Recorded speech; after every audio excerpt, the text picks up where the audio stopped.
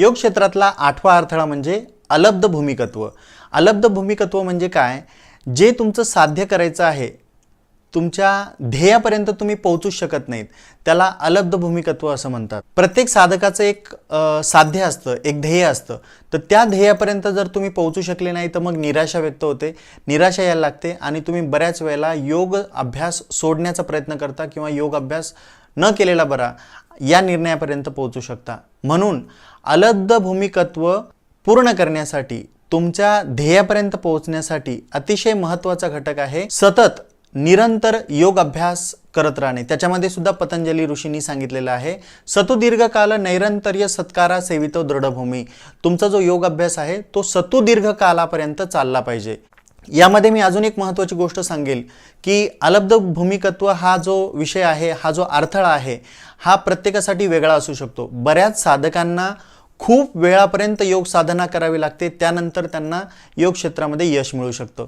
काही जणांना, जसं उदाहरणार्थ ध्यान, दोन व्यक्ती ध्यान करत आहेत तर एखाद्या व्यक्तीला ध्यान करण्यासाठी जास्त कष्ट घ्यायची गरज नाही, डोळे बंद केले की लगेचच ध्यानाचे अनुभव यायला लागतात, मन शांत व्हायला लागतं। काही जणांना वेळ लागू शकतो, काही जण 1 महिना ध्यान करतात, काही जणांना 2 महिने लागतात, काही जणांना 6 महिने लागतात, परंतु ध्यानामध्ये त्यांना कुठल्याही प्रकारचा आनंद त्यांना दिसून येत नाही आणि काही लोकांना लगेचच दिसायला लागतो। म्हणून प्रत्येकाला योग क्षेत्रामध्ये वेळ वेगळा वेगळा लागू शकतो।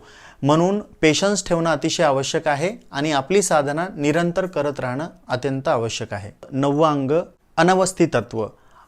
यामध्ये योग साधना करत असताना योग अभ्यासाची प्रगती एखाद्या अवस्थेपर्यंत आल्यानंतर त्या अवस्थेमध्ये टिकून न राहणे किंवा त्याच्यामध्ये दृढता न राहणे, यामुळे तुमचं जे चित्त आहे ते अस्थिर होतं, चित्ताची एकाग्रता टिकून राहत नाही आणि यामुळे तुम्हाला पुढे योग अभ्यास जमणारच नाही असा मनामध्ये भाव येतो आणि तुम्ही बऱ्याच वेळेला जी तुमची साधना पुढे गेलेली असते तिथून तुम्ही माघार येता आणि बऱ्याच वेळेला तुम्ही असा निर्णय घेता की मला हे जमणारच नाही आणि तिथेच तुमची योग साधना तर हे होते पतंजली ऋषींनी सांगितलेले 9 प्रकारचे अडथळे जे आपल्या योग साधनेमध्ये बाधा ठरू शकतात।